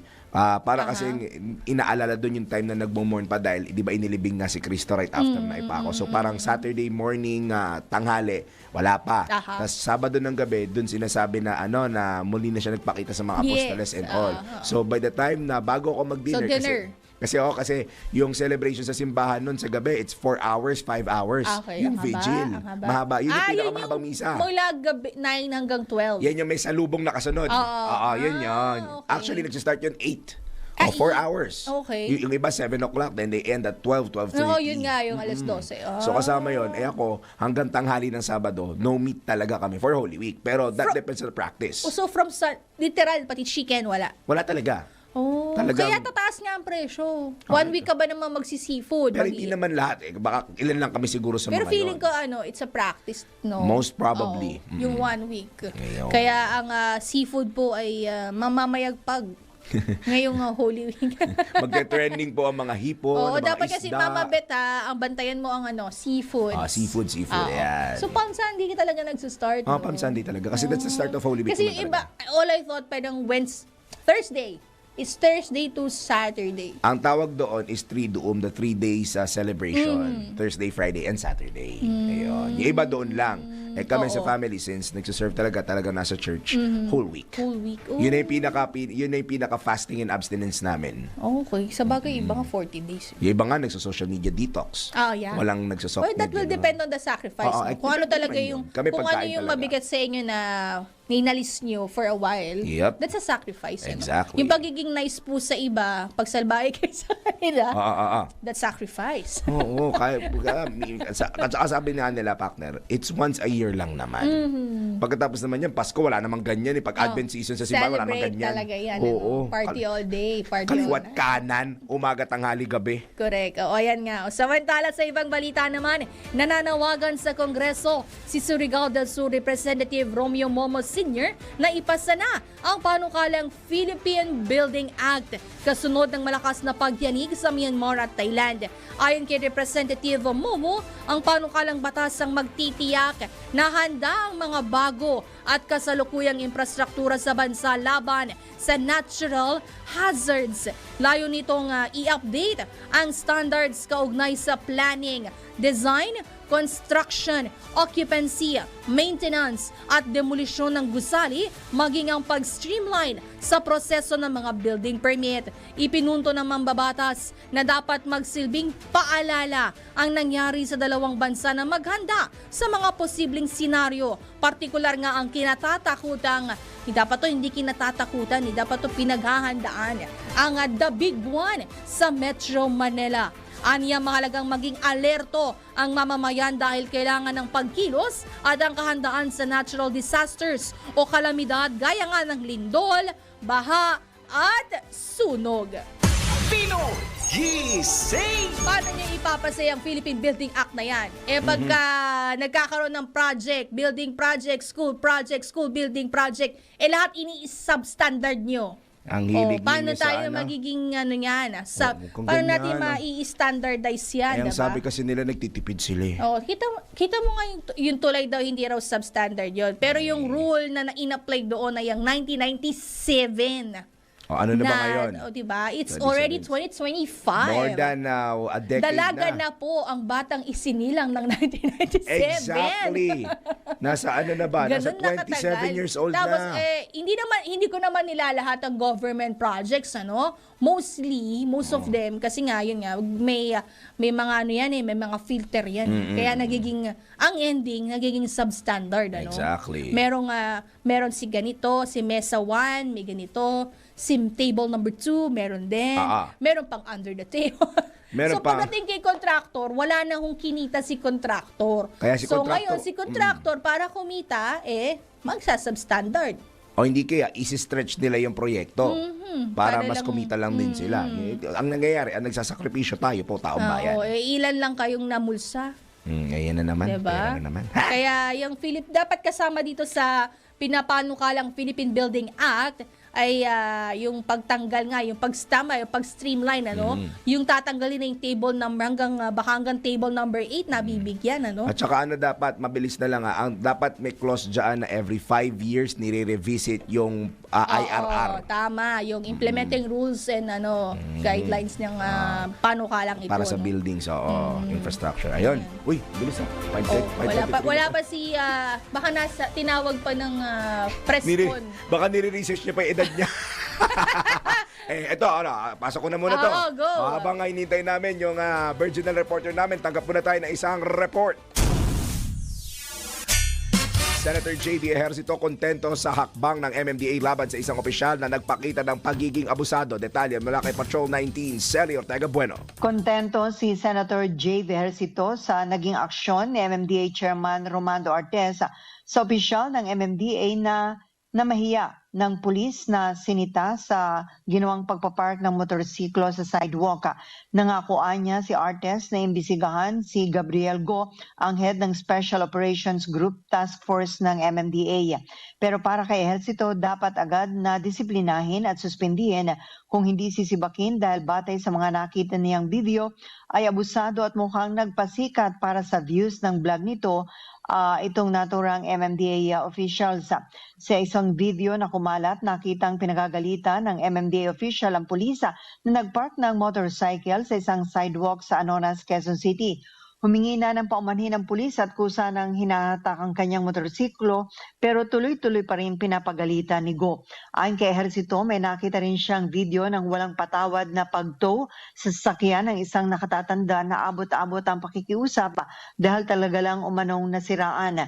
Pinadalhan na ng show cause order si Go na umano'y dadaan sa due process at papatawan ng disciplinary action kapag napatunayan ang paratang sa kanya na pang-aabuso.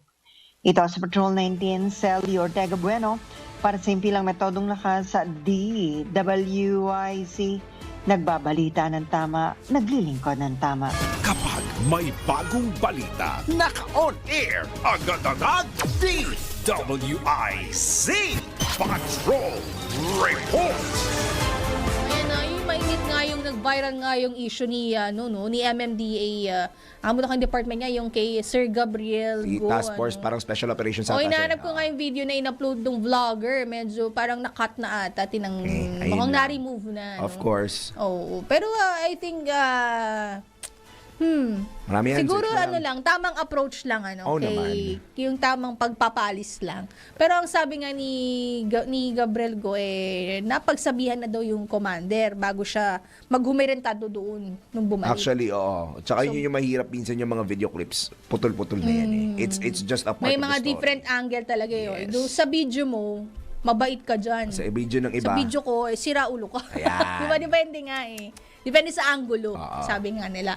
O samantala dako tayo sa pangalawang set na pala to. Pangatlong Yeah. ulo ng showbiz. Sa Jody Santa Maria na nawagan sa gobyerno. O ba, parang tatakbo to.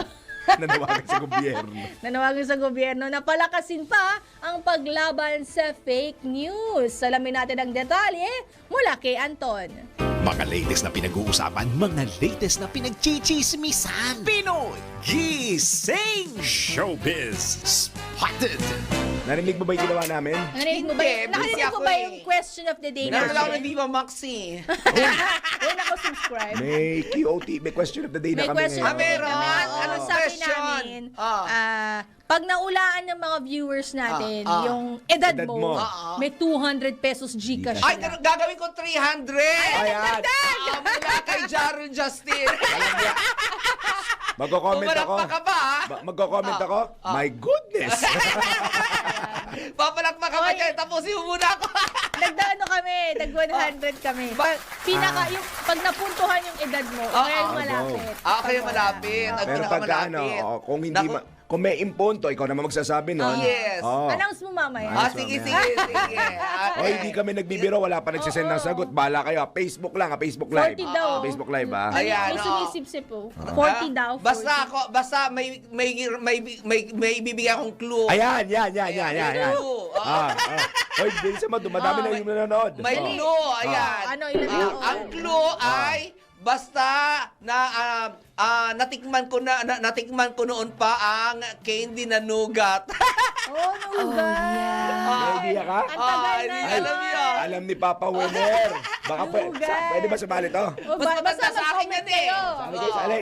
Ayan ha. Alam mo yan? Hindi.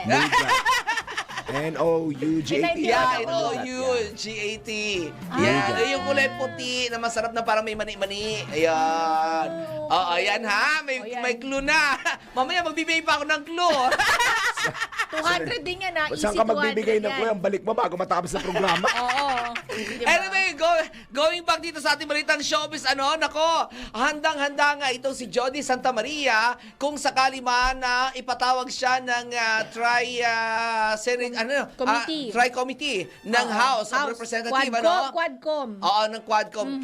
Quadcom. Ang dami Basta ng Kongreso. Quadcom Committee. House Quadcom. Correct, ng Kongreso kung sakali patawag siya para makipagtulungan dito sa napakaraming kumakalat na mga fake news. Ayan. Ito ay matapos naman na imbitahan ng Kongreso ang mga artista na sina Vice Ganda, si Baron Geisler, si Rufa Gutierrez, sino pa ba yung mga naimbitahan? Si Mon Confiado. May mga artista. Yes, na naimbitahan sa unang pagdinig, pero hindi naman yata nagsipagdating ang mga to eh. Pero itong pangalawang pagdinig ay inaasahan naman na darating ang mga ito. Kung kaya't natanong itong si Jody kung sakali ba na maimbitahan siya ng Kongreso, kung dadalo ba siya sa pagdinig, at ang sabi ni Jody, sure, why not? Sabi niya ganoon. Si Mon Confiado kasi nagdemanda ito eh. Oo, nabiktima ng fake news yan. Tawang-tawa ako. Oo, di ba? I mean, hindi siya nakakatawa, pero yung storya, matatawa ka. Matatawa ka talaga. Sabi ko, na alam mo, hindi ka pa rin paniwala, na maraming naniwala. Di ba, mga Pilipino talaga, no? Ang kwento nung kay Mon Confiado, parang may binastos siyang matanda sa isang supermarket. Sa supermarket na gusto magpa-picture. Oo, Tapos kumuha daw ito ng isang chocolate at hindi binayaran. Di ba nakakatawa? Totoo. Oo nga eh. Tapos galit pa raw ito ng sinisingil ng cashier. Sandali. Ito ba isang news item o kwento? Talaga, long post talaga siya. Post talaga eh. Kasi di ba uso sa SOCMED yung long post ahead? Yes. Yan yung kwento. Oo, parang si yata yung vlogger na yun, Eliad yata yun, ang pangalan nun eh. Si Eliad. Yan ba yung mga pag hindi ka scroll, di pa natatapos? Sabi ko, ano ba to? Oo, sinampahan niya nagreklamo siya sa NBI at mabuti lamang at nag-public apology. Nag-public apology, nag-reach out sa kanya. Sabi nga na, kwento-kwento niya nga lang. Correct, oo. Actually, ang doon, hindi niya sana patatawarin, pero yung nanay mismo ang nag-contact sa kanya. Oo, at humingi ng tawad yung nanay. Kasi makukulong talaga eh. Oo. Di ba? Cyber libel. Oo, cyber libel yun. Oo. That's heavy. Correct, oo. Pero si Jody, wala pa namang fake news. Wala pa, parang feeling ko wala pa naman. Pero kung pero feeling ko siguro meron na rin. Kaya nga sabi niya handa siya makipagtulungan eh. Oo, kaya feeling ko meron na rin, 'di ba? O sabi nitong si Jody, walang magiging problema kung sakali man ipatawag siya o imbitahan ng Kongreso para sa hearing o pagsisiyasa tungkol sa mga kumakalat na fake news. Sabi niya ganoon, nanawagan dito si Jody na sana sa gobyerno na sana ay mas lalo pang palakasin ang paglaban ng gobyerno sa mga fake news dahil maraming mga buhay ang nasisira, maraming mga reputasyon ang mga nawawasak dahil sa mga naglalabasang mga fake news na pinaniniwalaan ng mga Pilipino, ng maraming Pinoy na hindi marunong mag-research. Ayon pa kay Jody, sana daw ay maging responsable ang mga Pilipino sa kanilang mga pinapaniwalaan at matutong mag-research. At kapag napatunayan na fake news ang isang kumakalat na balita ay i-share i-like o kaya at i-share ang makatotohanang balita at hindi ang fake news ang isi-share. Diba? May katotohanan naman talaga. May katotohanan yung mga kanyang sinasabi. Yan. Okay. So, yan na muna aking balitang showbiz. At mamaya magbabalik pa ako para sa isa pang balitang showbiz. Balik na muna sa inyo. Kala ko sa At sa age reveal. Sa clue. Ay, age reveal ka na. Age reveal na ba? Pero bagong age reveal, may clue pa. Mag-clue ka na ulit ngayon. Ngayon? Oo, Okay, naabutan ko ang Coke na. Ayun, nagbagita ng Okay brand. lang. Okay na. Hindi, naabutan ko yung tinda ng isda na hindi pa kinikilo. At saka yung mga prutas. Ayan, tumpok-tumpok pa yan. Okay. Oh. Yan ha. Ayan. May mga Kasi sumasagot hindi pa na uso mga kiluhan dati, no? Talaga ba? Oo, yung bigas noon hindi uso ang kiluhan. Ano yung takal-takal? Oo, may bilihan isang takal. Oo, meron ang noon parang kwadrado, parang square na kahoy. Yun. Okay. Okay. Okay, may nakita pa akong ganun. Correct. At ang namin, ang lalagyan ng tubig noon ay hindi pa ganoon. Tapayan, ibig sabihin tapayan na. Banga yun na Banga, plain, diba? yes. Banga na ang lamig-lamig kinabukasan kahit hindi lagyan ng yelo. Correct, oo, Di tama ba? yan. Yun na yung mga clue, Ayan, ha? mga clue. Ayan, i-comment nyo na ang Sagot na, edad sagot ni na. Anton para sa 200 pesos Gcash. Ayan na. Ayan, at ngayon po ay 5:34 in the morning na, kaya kami po muna ay magbe-break. Magbabalik po ang Pinoy Wiki Wiki. Pinoy sina Daryl Justin at Larmaine Barreto sa Pinoy Gising. Nagbabalik po ang Pinoy Gising. Ayan, sa oras na po na 5:37 in the morning. Ayan, partner, itong mga nakaraang araw ay nagtitrending at nagba-viral itong road rage. Antipolo. Lalong-lalo dito sa may Boso-Boso, yun yung na nga. nagkabarilan at nagkaroon ng suntukan, yung nagkagirian ba, nagkagulo. Talagang Ngayon, literal na road rage na may pisikalan. after ilang araw, nagkaroon nga ng video dun sa kaliwa, video dun sa kanan. Dalawang Siyempre, anggulo, lumabas din ng maraming experts Ayun naman. na ito ay self-defense daw. Ito daw ay hindi self-defense kasi Lumabas ang mga komentaryo kasi sa may social intention media. to kill daw. Exactly. Ganyan, matapos sapak-sapakin inubos ang bala. Oo. So ngayon po, tigil-tigil po. Tigilan nyo na, Ayan, nakausapin ayan, kami. mas maganda siguro kung manggagaling ho sa isang eksperto Literal na sa eksperto. batas. Oo, Ayan. ayan. Na yung hindi natin wag tayo mag-feeling expert. Alamin comment natin. lang yung sa comment lang, take nyo lang yun, take nyo yun. Ito, eksperto talaga. Para meron tayong finality at meron na malaman din natin sa sarili natin yung batas. Kaya naman, good morning. Attorney Raymond Fortun po ang isa pong lawyer, attorney prof. Attorney Law prof. professor po. Pag-usapan po natin itong Antipolo road rage case nga po. Good morning, Attorney Fortun. Morning, attorney. Main Daryl, good morning po sa inyo at sa lahat po na nakikinig. Attorney, salamat sa pagising ng yes. napakaaga, ha? Yes, oo, sir. Thank you so much. Okay lang po. Sanay po ako na gumigising talaga ng maaga dahil sa trabaho. Ayan, araw-arawin natin. Araw-arawin natin. Then joke lang. Ayun nga, attorney, nabanggit nga namin. Itong nakarang araw, nag-viral itong Antipolo na yung road rage. Meron kasing nagsunod-sunod ilang araw na may comment na self-defense, merong may intention to kill daw, so it's not a self-defense. Pwede ba namin matanong, on your, syempre mas expert kayo dito, attorney, kasi alam niyo yung pasikot-sikot ng batas. What do you think, attorney, yung appropriate na, pinakamalapit siguro na situation for the suspect na namaril siguro? Sige, ganito. I'll start with the basic. Pag ang isang tao ay nakasuhan ng isang krimen, pinaka-importante parati yung criminal intent. So, for example, kung pag nanakaw ang charge, meron dapat intent to steal. Kung pag yung kunyari meron kayong isang bagay na hindi mo dapat nahawak, for example isang baril o kundi isang granada, meron dapat parating intent to possess. Okay, so in this particular case, kung kinasuhan ng either homicide o kundi ng murder, kaya na importante yung intent to kill. Now, so base na dun sa ating mga nakita dun sa videos, merong nga bang intent to kill? Well, naglabas ng baril, binunot niya yung baril, tinutok sa ibang tao, very clearly merong intent to kill, Kasi hindi naman niya tinutok yung baril sa taas, di ba? Pwede naman yan itutok mo sa taas o kundi pwede naman na itutok mo sa tao pero hindi mo kinalabit yung baril.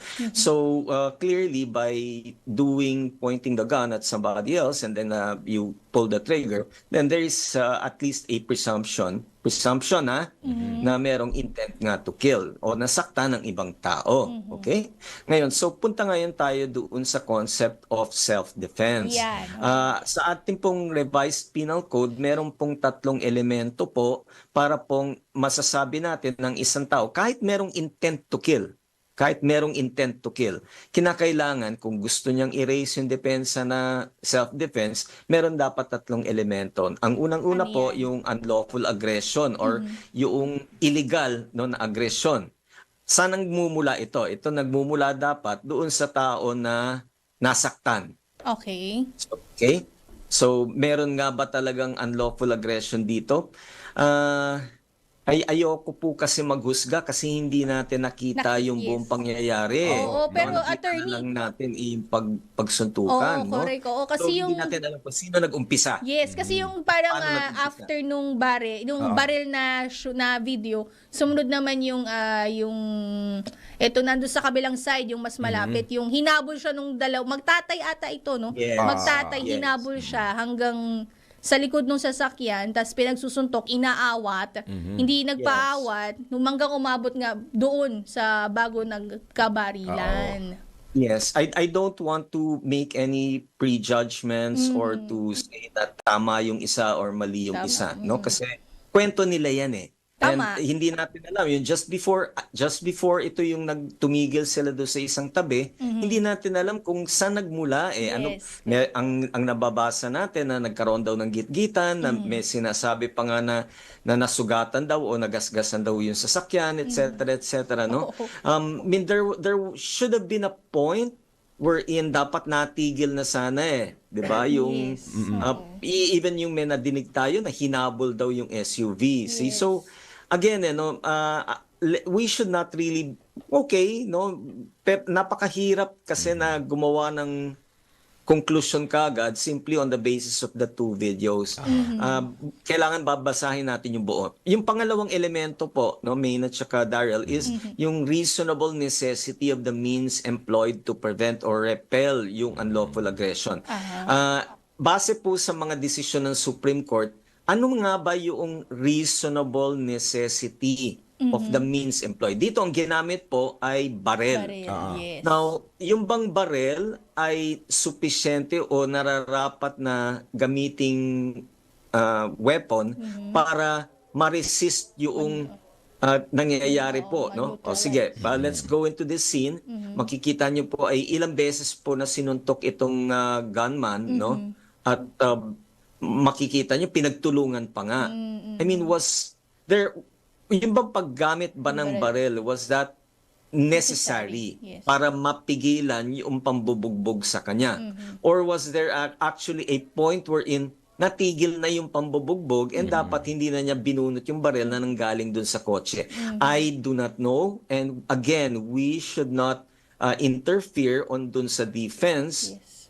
Napakahirap eh kasi kahit kayo man ay nandoon kayo doon sa sirkumstansya, ang bilis ng pangyayari eh. Hindi mo masasabi na hindi, dapat yan tuminto ka na, no? Dapat yan hinayaan mo na. Tumigil na sila sa pambubugbog sa iyo. Dapat yan tumigil ka na at hindi ka na dapat na nagbunot pa ng barel. Yes. It's very very difficult, no? And that's something that probably a judge should assess and weigh after taking a look at all of the evidences, yung testimony ng mga tao, no? Kasi minsan ang daling sabihin na, well, suntukan lang naman yan eh. Ba't ka nagbunot ng barel? Ang hirap eh. Ang hirap, no? Kasi ang important dyan yung fear eh. Remember, itong tao na to at that precise moment was always fearful na baka mamaya kahit tuminto na siya tumigil na siya doon sa pakikipaglaban and yet hindi niya alam kung baka mamaya nakatalikod siya, biglang dedire-diretso na naman siya at bubugbugin siya no? And I understand that it wasn't just more than 2 or 3 people no na kalaban niya dito. Itong 2 taong ito ay isang grupo. I think we all understand yung concept of kinuyog. Yes, attorney. And hindi natin alam kung gaano karami yung mga tao na nandoon na maaaring magbigay ng tulong o kooperasyon dito sa mga kaaway niya. Nag-iisa lang siya kasama yung pamilya. I mean, again, very, very difficult for us to make a judgment on his actions. Lastly, yung tinatawag po na lack of sufficient provocation or pag-uudyok on the part of the person defending himself. Ano nga ba talaga yung mga sinabi niya para humantong sa suntukan? Kasi kung kunyari, ay yung sinabi lang naman niya ay I don't know. Again, no? Ano ba, nagmura ba yan? Nagkaduruan? Meron ba nga bang mga pananakot na ginawa itong si gunman, ano, na kaya nangyari tuloy, umabot sa suntukan, no? So, pwede bang sabihin natin na siya mismo yung gumawa ng provocation or pag-uudyok para umanto ngayon sa suntukan? So, if wala yung wala yung 2 out of the 3, merong penalty po yun, ano? Nagkakaroon ng effect po yun doon sa penalty. And then kung kunyari 1 out of the 3 lamang yung missing, then meron din pong iyang effect doon sa penalty. I think one last thing that I'd like to talk about would be the concept of bakit ba murder yung charge sa kanya. Papunta na nga ako doon, attorney. Yun din sana yung sasabihin ko kasi nanggaling ito, attorney, from frustrated murder. Frustrated murder yung 2 counts ito tapos inangat po ng Antipolo City Police into murder. Ako kasi hindi ko alam yung idea ano yung naging basis kung bakit nasabing frustrated murder siya, then it became murder. Yes, okay, sige. So, pag sinabi nating murder, obviously, kasi pag may namatay, tapos merong tinatawag na mga qualifying circumstances, no? Meaning merong mga elemento po doon sa pangyayari, kaya siya ay naging from homicide lamang at ginawa ngayong murder. Ano yung frustrated? Frustrated, ibig sabihin po nun ay lahat po ng mga dapat na mga akto para po makapatay, ng makakommit yung murder ay hindi nagawa for reasons na walang kinalaman po yung taong bumarel. For example, let's say, no, ang best example po dito is binarel, nakailan tama, tapos dinala sa ospital, tas hindi namatay dahil nakialam yung mga doktor. Okay. So in other words, buhay. Pero kung hinayaan ng mga yung walang doktor o hindi nadala kagad sa ospital or some other reason, ano, na walang kinalaman yung tao, then pwede mong sabihin ngayon na frustrated. Na kung kunyari, kung namatay, then obviously murder. Kung frustrated, ibig sabihin nun ay nagawa lahat, in other words, tinamaan ng baril, no, and whatnot, pero nagkaroon ng intervention po ng mga ibang tao, kaya hindi namatay. Kaya frustrated na parang napurnada, nabulilyaso. Okay? Ngayon, kaya ang tanong ko dito, Maynard saka Daryl would be, bakit murder? Bakit hindi homicide? Okay, pareho po yan, yung homicide at saka yung murder pag may napatay. Pero, bakit nagiging murder? Nagiging murder po ang isang homicide, yung pagkakapatay, ay kung meron ngayong mga elemento po na nag-i-increase o nagbabago po yung pong nature ng offense from homicide, simpleng pagpatay ng tao, at nagiging murder. Ang pinaka-obvious po dito, yung for example, ang pinaka-usual po na makikita po natin sa husgado, yung tinatawag na evident premeditation. Madalas po natin maririnig yan. Merong premeditation. Ano yung premeditation sa Tagalog? Yung pinaghandaan, pinag-isipan, yung pong pagkakapatay. In this particular case, to my mind, hindi naman siguro, no? Kasi nga, hindi naman sila magkakilala. Tapos biglaan lang naman. So, hindi pwede yung evident premeditation yan. Hindi yan yung tipong parang, papatayin ko tong taong ito, ganitong oras, ganitong araw, and ganito yung gagamitin kong baril, etc., etc. So, walang paghahanda. Yung pangalawa po, na usual po dito, yung tinatawag na treachery. In Tagalog po yung treachery, para madaling maintindihan, pagtatraidor. Kaya treachery no? Pagtatraidor. And ang usual po na example po ng treachery, pag binaril sa likod. Yung parang backstabbing to. Backstabbing incident. Yes, that's correct. Actually, synonymous po ang treachery sa backstabbing. Patalikod, patraidor, kaya nga, or trickery, kaya nga treachery. Yung term na treachery is actually a derivation from the word trickery. Okay? So, meron nga bang treachery na nangyari dito? parang hindi din naman Oo, no? oo. Kasi Malabo actually, Kumprontahan eh. harapan Opo, Oo. harapan. Oo. Harapan, no? Binunot niya yung baril, nakaharap Yes. So, hindi naman din treachery. Lastly, yung tinatawag na taking advantage of superior strength. Okay, yun ang isa sa mga elemento din po para from homicide nagiging murder. Is this a case of taking advantage of superior strength? Well, hayaan na natin siguro yung prosecutors no, Ayan, kung paano lumusot ng ganyan yan. Kasi, parang nakikita ko, dehado nga yung gunman eh. Dehado siya eh. Ngayon, so, meron naman yung, okay, well, again, ano, with the aid of armed men, wala din naman, no? So, again, ayoko pong again makialam, no? Yung prosecutors yung nag-file nito, bakit naging murder instead of homicide? But to my mind, no, as a defense counsel, usually kaya po ginagawang murder yung charge para po maging non-bailable yung offense eh. Para habang dinidinig yung kaso ay hindi nakakapagpiyansa yung tao, nakakakulong. Kasi kung homicide lang po yan, Daryl at saka Min, nakakapagpiyansa. Kahit na ilan po yung napatay, basta po homicide lang yung charge, ay nakakapagpiyansa po. Mataas po yung piyansa, no? Sabihin na natin, pwedeng umabot ng 1 milyon kada tao, no? Pero nakakapagpiyansa pa rin. And Magagawa ng paraan para makalabas. Yung murder po, hindi ho nakakapagpiyansa at kinakailangan po kung gusto niya makalabas habang dinidinig yung kaso niya, kailangan siya mag-file ng petition for bail. So, yan ang nakikita ko lang. I mean, even the prosecutors themselves will have to explain why is it that ito, ayan, suntukan o biglaan, nagkabarilan. Paano mo nasabi na murder? Yung murder po kasi, normal yan. Even sa kaisipan po natin, no, yung pinakamadali pong intindihin dito, yung plinano, yung pagpatay. No, evident premeditation.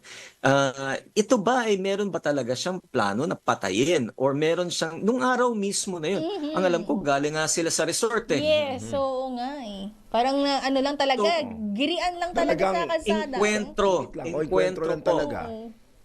Parang nagkataon lang, no? And hindi naman magkakakilala yan, no? Complete strangers. Again, no, let's try to take a look at this incident with an objective point of view instead of coming out with our own opinions kung sino yung tama, sino yung mali, etc. No?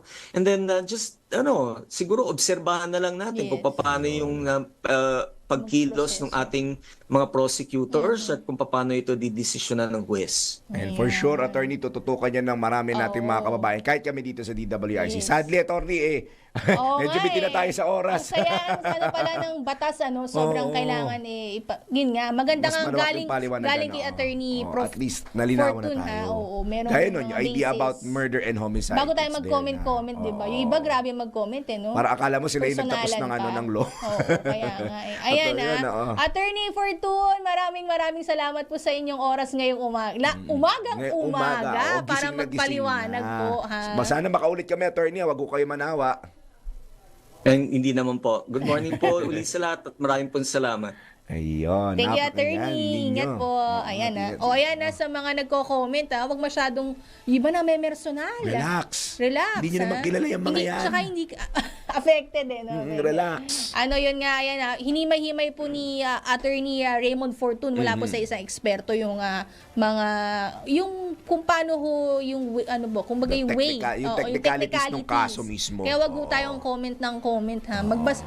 Kinig, magbasa, mag-research. Bago kayo mag-comment, wag ko kayo mag-assume kung wala namang ka-idea kasi mas makaka-apekto yun sa inyo. Pwede pa kayo kasuhan sa mga ginagawa ninyo. Babalik sa inyo yan. Cyber libel Careful yan. Careful.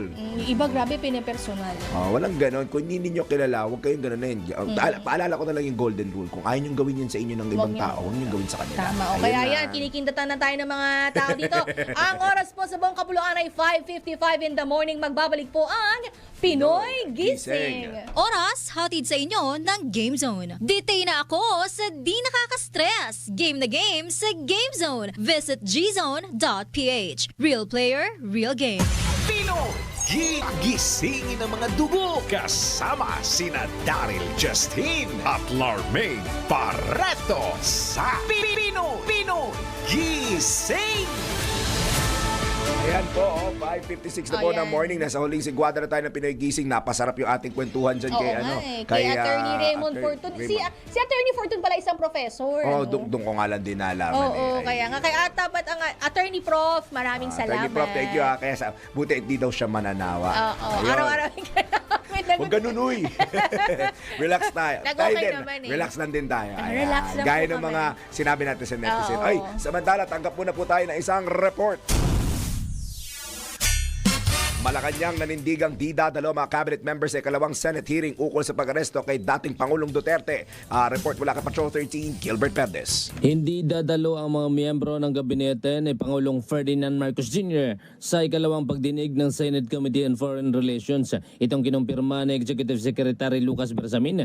Batay na rin sa isang liham na ipinadala kay na Senate President Chis Escudero at Senadora Amy Marcos, chair ng komite na nag-iimbestiga sa isyu ng pag-aresto kay dating Pangulong Rodrigo Duterte. Sa nasabing liham, ipinaliwanag ni Bersamin na nasagot na ng mga opisyal ng gobyerno ang mga tanong na sa naganap ngang panaunang pagdinig noong Marso 20 ngayong taon. Git niya, sinapubliko na rin ni Senadora Amy ang mga detalye ng investigasyon kaya hindi na kailangan pang dumalo ng mga opisyal ng gobyerno sa nasabing pagdinig. Binigyan din pa ni Bersamin na may mga 4 na petisyong nakabinbin sa Korte Suprema kaugnay ng pag-aresto kay Duterte kaya't nais ng Malacanang na maiwasan ang anumang impluensya o paglabag sa sub-judice rule.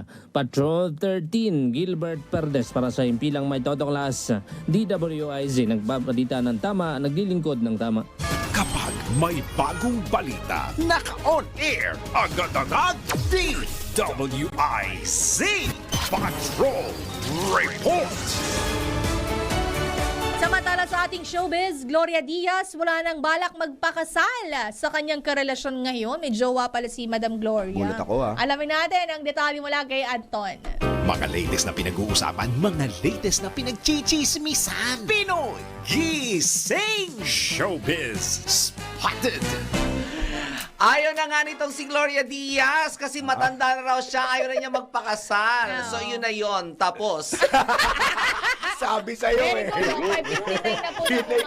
yun yung showbiz niya Oo, matanda na raw siya Sabi niya, alangan na magsusuot pa ako ng bridal gown. Tapos lalakad-lakad pa ako sa simbahan. Sabi niya, napakaalangan na. Mag-74 na siya ngayong taon na, ngayong April.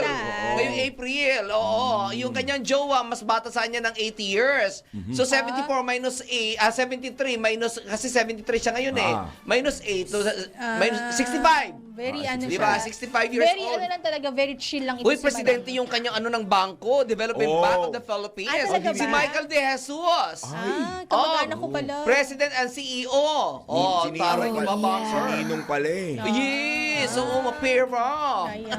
Ayan, ayaw na pong magpakasal ni Miss Gloria Diaz. At ayaw na magdetalye ni Anton ng report niya. Wala na kasi yan, alas 6 niya. Ay, bitinin natin sila doon sa age reveal. Pero yung mga nag-uumula ngayon, wala akong nanalo. Kaya pwede kayong umulit bukas. Sabi yung closest, padagdagan na lang natin. Wag na, bukas na lang para mabigyan sila ng pagkakataon. Yun nga, dagdagan natin. Ayan. At ayan po, ang mga kalipunan ng balita. Dagdag 2 kilong bigas. Sponsored by... Sige, tiyanin mo yan, ginusto mo yan. At yan po mga balitang nakalap natin ngayong umaga para sa Pinoy Gising. At bago po kami magpaalam, isa pong patama code, kung hindi mo kayang panindigan ang mga 2 kilong bigas. Huwag ka na magsalita pa. Ayan, kung hindi mo kayang panindigan ang mga sinasabi mo, huwag kang magsalita. Quiet ka na lang dahil mas mahalaga ang mga salitang ginagawa kaysa sa mga salitang binitawan. Ayan. At ayan po ang patama code for the day. At kami po ang inyong mga nakasama. Larmaine. Sabi ko sana main Larmaine Barreto. Daryl Justin. From Etiba. Ayan. Virginal Anton. Kami po yung nagbabalita ng tama. Naglilingkod ng tama. At abangan po ang susunod na programa ng Pasara Balita. Kasama si Drew Nasira. Good morning. Ingat po ang lahat. Tayo nang isigaw ang sigaw ng sambayanan.